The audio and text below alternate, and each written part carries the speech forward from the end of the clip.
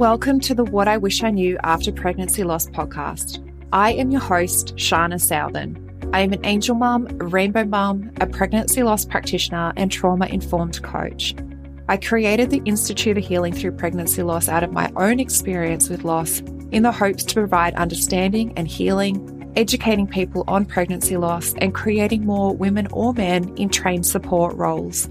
In this podcast, I hope to shed light on what I wish I knew in relation to pregnancy loss, opening up the conversation, breaking the stigma, and bringing real-life stories plus guest experts. Thank you for being here with me today, and let's dive into today's episode.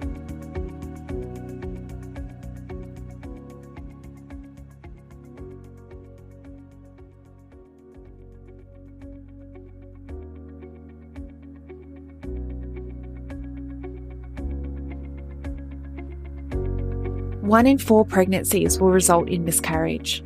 1 in 8 women will experience infertility. 1 in 100 women will experience recurrent miscarriage. And 1 in 160 births end in stillbirth. Have you been wanting to make a difference in the lives of women or men who have experienced pregnancy loss because you can see so many suffering in silence, but you just don't know how? Collectively, we can change how bereaved parents can access mental, physical, and emotional support after their experience. There is a lot of women with unhealed trauma, and there is a huge gap in the current support system when it comes to bereaved parents' recovery after loss. There are too many women and men suffering in silence. The Pregnancy Loss Practitioner certification is a worldwide, one-of-a-kind program that gives you proven methods designed for healthcare professionals, medical staff, midwives, nurses, doulas, birth workers, coaches, and angel parents alike. The Pregnancy Loss Practitioner certification is bridging that gap. It will give you a proven support structure to follow and education specific to pregnancy loss, created by a lost mum. It is creating more education specifically for loss so that you can enhance your service and become the point of difference. Or you can create the support that you so desperately needed in your healing after loss. This is the next level of growth and expansion you have been searching for. So does this sound like something that you have been searching for? Let's explore this more together. You can head to the episode show notes where you'll find the program application, or direct message me on Instagram and let's open up the conversation in how you can use this education. You have a gift, and I look forward to supporting you and witnessing you bring your gift to the world, healing and transforming women's lives.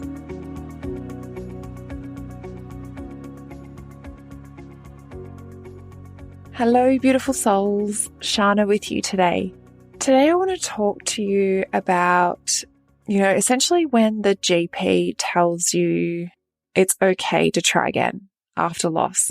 I think what I want to talk about is a bit multifaceted today, and it's something that I'm really passionate about because when I was just getting prepped for my D&C in the hospital, the nurse said to me, you can try again after, I think it was like 2 months, within 2 months of the D&C, because it means that you'll be really fertile. And I was like, in my mind, I'm like, why are you telling me this?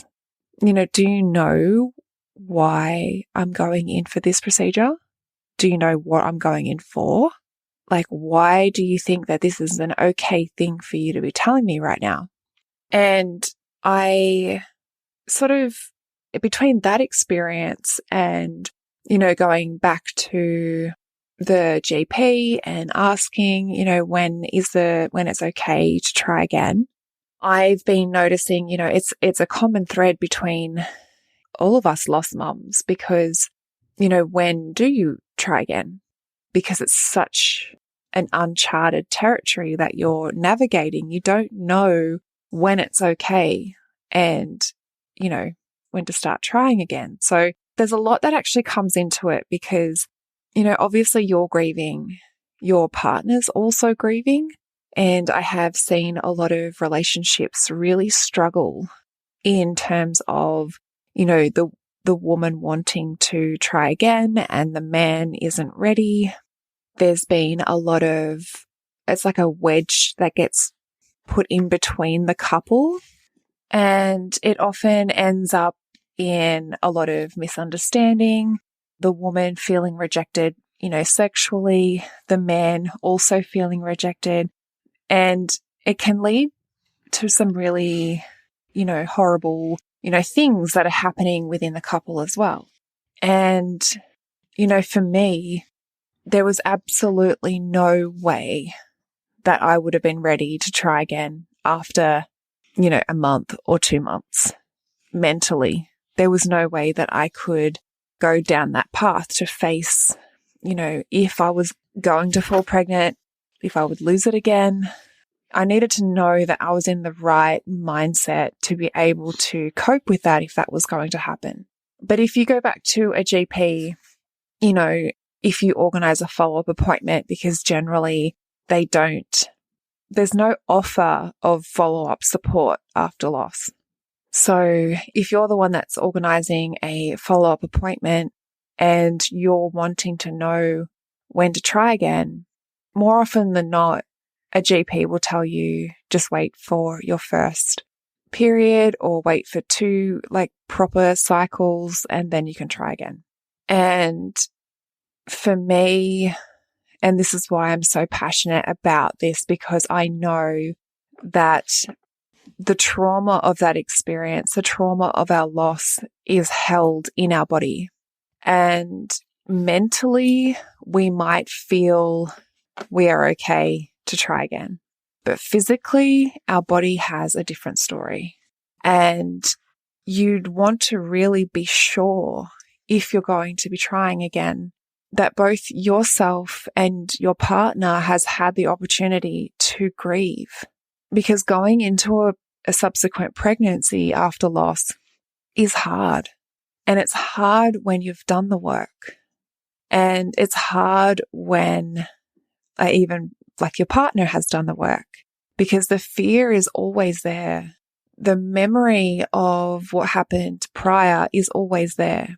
And if you haven't had the chance to properly process that, to allow yourself to grieve, to allow yourself to heal to some degree, physically, emotionally, mentally, because healing is an ongoing journey. It's an ever-evolving journey. It's not something that you're just done one day.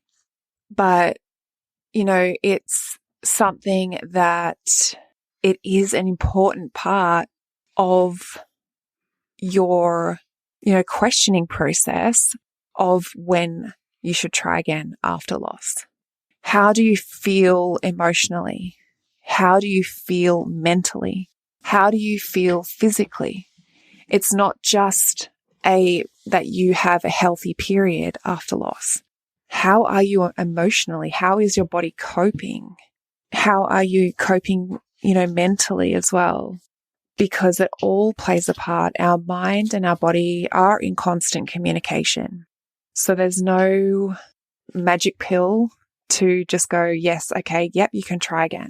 There's so many different elements to that question that you need to really consider before trying again, before taking that step. Yes, you do have to wait for your body to return back to normal, in a sense. Wait for your period to come back. But also, on the note of your period, if you haven't been able to process your experience and process what your triggers are and understand your triggers, your period will be a trigger, and it will be an immense trigger that will knock you off your feet. And, for me, it was as well. And I had done the work, but it was still a huge trigger for me. It was still something that I realized every time I got my period, I'm like, oh, I'm not pregnant again. And I felt like a failure. I felt like I'd done something wrong again. So really, there's a lot of different, and like I said, this topic for me is so multifaceted, and it's something that I'm so passionate about. And it's why I created all of my support programs for lost mums, is because I want you to go back into that process in the most confident way that you can. Yes, you've gone through something that has completely altered you and your life, has completely, shattered everything that you perceived to be true and turned everything upside down. But I want you to know that going back into, trying to conceive again after loss is more than just asking your GP, when is it okay? Physically, when do I do it? When do I start? Because like I said before too, like you are still grieving, and grieving again is an ongoing process. And if you try and force something that, maybe you're not ready for, your husband or your partner isn't ready for, then it's going to cause a lot of issues in your relationship as well. So really just taking into consideration that it's more than just one thing. And like I said before, our body is always in constant communication with each other. There's not just one thing to work on when you're healing and recovery, and there's not just one thing to work on when you're looking to try to conceive again. So if you are in the place of trying to conceive again, I would absolutely invite you to look at the different elements of you as a person, your mental health, your emotional health, your physical health, your spiritual health. How is it? And if, unfortunately, everything was to go wrong and you were to lose another pregnancy, how would you cope right now? And if you say that you wouldn't be able to cope, that you wouldn't be able to go on, that it would be, the end of the line for you, then maybe right now isn't the right time. Because I asked myself that question.